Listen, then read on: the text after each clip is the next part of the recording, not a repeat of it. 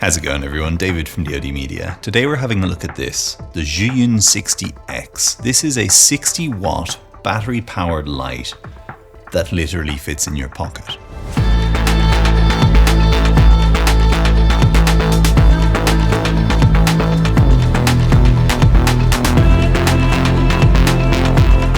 Now the light's really nicely designed. It's got a very cute design. It's got a fantastic heatsink and fan system to dissipate any heat that it's going to generate, because it's going to generate heat. You know, it's a small body putting out 60 watts of light. It's going to get warm, but thankfully this heat dissipation system is really good and really quiet. In fact, to show you that, I'm going to power it on. Now, bearing in mind that my shotgun mic is right there pointing down at my mouth, if I turn this on at full blast, and let's stick something on it to try and retain some of that heat that's being produced by the light. Perhaps this little sock thing might help with that. Now the fan will only kick in when it reaches a certain temperature. Internally it has a sensor, and so it'll be entirely silent until it hits that temperature. And then when it hits that temperature, this incredibly silent fan kicks in. Just kicked in there. Can you hear that? No, I can barely hear that, and it's right next to me. In fact, I'll bring it right up next to the microphone so that you actually can hear what I'm talking about. There, it's an inch from the microphone.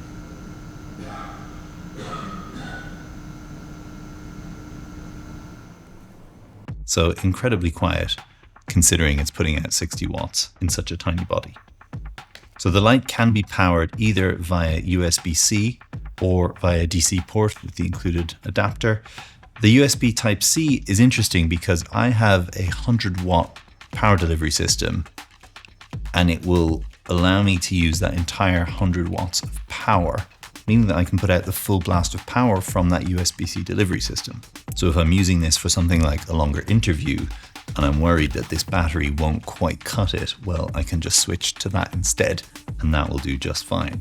But this battery works really nicely as well. Then there is this little reflector, which comes with this little diffusion sock. It's a little rubber cap. So you can either have it without or with, and that will just help to diffuse that light a little bit so it's not as harsh. And then you can also order separately a Bones adapter so that you can put any of your standard Bones mounts on there. Now that large softbox that's hanging down from the crane there, I actually had it mounted on there. It looked completely ridiculous because it's this enormous softbox with this tiny little light. But it did the trick for, providing a very soft key light. It shows you what you can actually achieve with such a tiny little system. You don't have to think small just because the light is small. In terms of the actual controls for the lights, it's literally 2 dials which you can click. The dials feel very nice to turn and click. That's not a problem. One is it is clicked and one is declicked, if that makes sense. And then you actually press them, click them. Sorry, I was getting too many clicks, but you click them to set the different parameters. So when you first power it on, you're greeted with this message. You have to turn a knob to turn it on, and then it will power on your last setting that you had. So if you click the mode dial, you can go through the different settings that are in the light. So here I'm in HSI, you can go to RGB, you can click again, it goes to your effects. Then there's the music bit, it's a nice idea, but for me in any case, it didn't really work. If I try and sync this to a clap,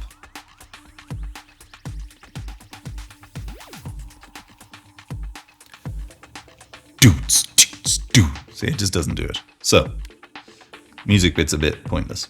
Then you've got your menu, and then you can go right back to your CCT.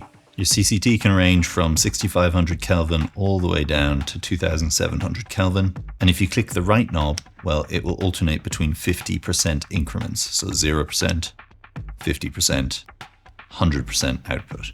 And that's the same throughout all of the options. So if you're in RGB mode, for example, you can set 0%, 50%, or 100% for R, G, or B. There's also app control for this. I'm just going to point it away from the camera a little bit so that it's not completely blinding it.